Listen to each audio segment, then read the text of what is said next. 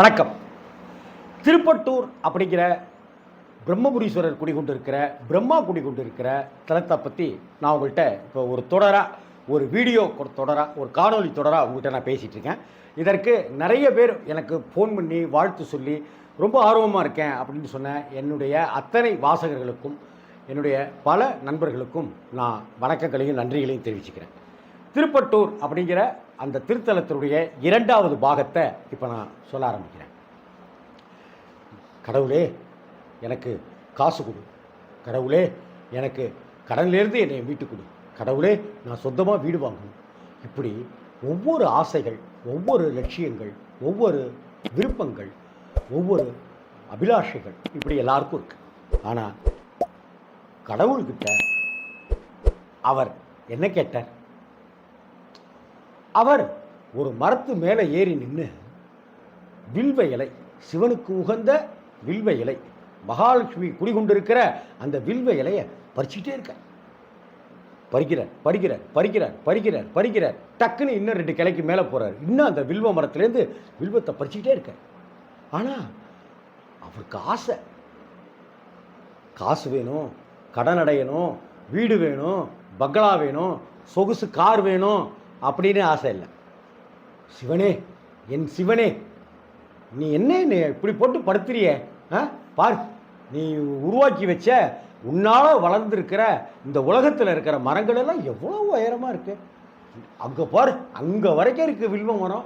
அவ்வளோ தூரத்தில் இருக்கிற வில்வ செடி பார்க்கவே எவ்வளோ அழகாக இருக்குது. அதெல்லாம் பறித்து பறித்து பறித்து உனக்கு நான் பூஜை பண்ணணும்னு ஆசைப்படுறேனே, நீ ஹெல்ப் பண்ண மாட்டியா?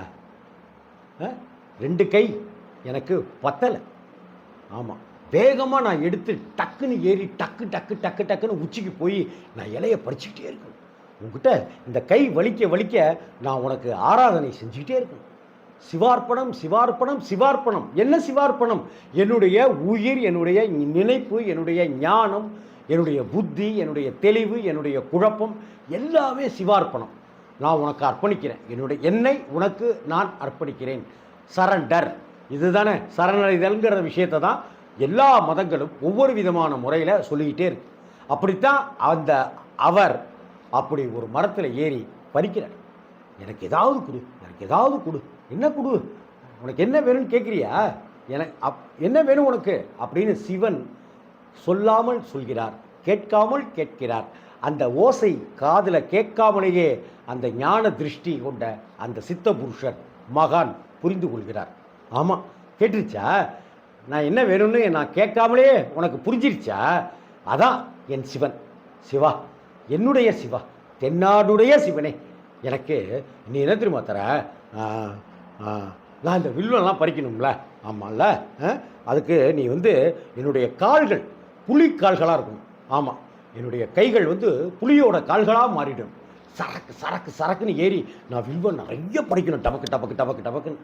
அது மட்டும் குடுறா கண்ணா, அது மட்டும் குடுறா ராசா அப்படின்னு நமச்சிவாய மந்திரத்துக்கு உரிய அந்த லிங்கமே சொரூபனாக கொண்டிருக்கிற அந்த சிவபெருமானை வேண்டுற.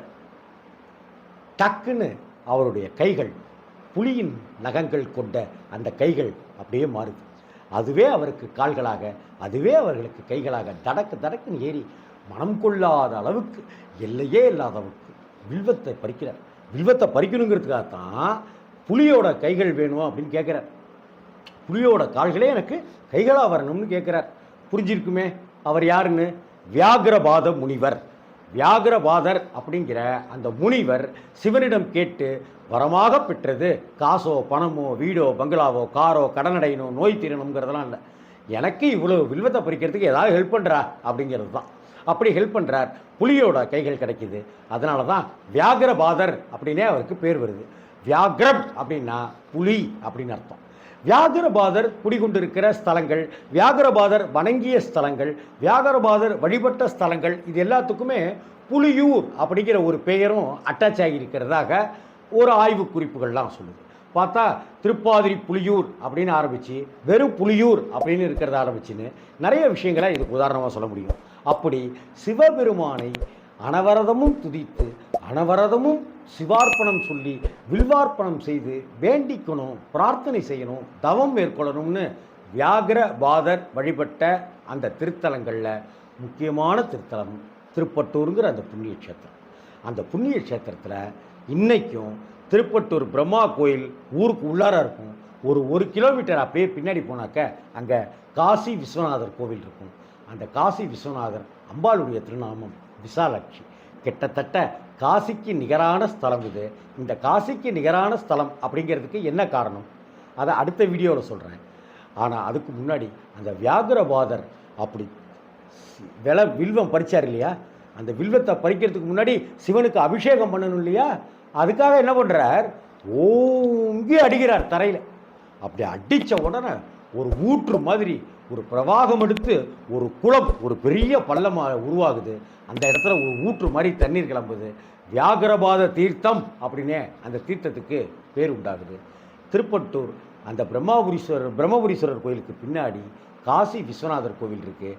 அந்த காசி விஸ்வநாதர் கோவிலில் பக்கத்திலேயே வியாகரபாதர் அப்படி அடித்து உருவாக்கிய சிவபூஜைக்காக உருவாக்கிய அந்த திருக்குளம் இருக்குது. வியாகரபாத திருக்குளம் இருக்குது. அந்த திருக்குளத்தில் நீங்கள் போகிற சமயத்தில் தண்ணீர் இருந்ததுனாக்க அதை தண்ணீரை தெளித்து கொண்டு சிவனை வழிபடுங்கள். உங்களுடைய பாவங்கள் அத்தனையும் தீர்ந்துடும். சரி, இந்த திருப்பட்டூர் கோவிலுக்கு இன்னொரு மகிமையும் இருக்குது.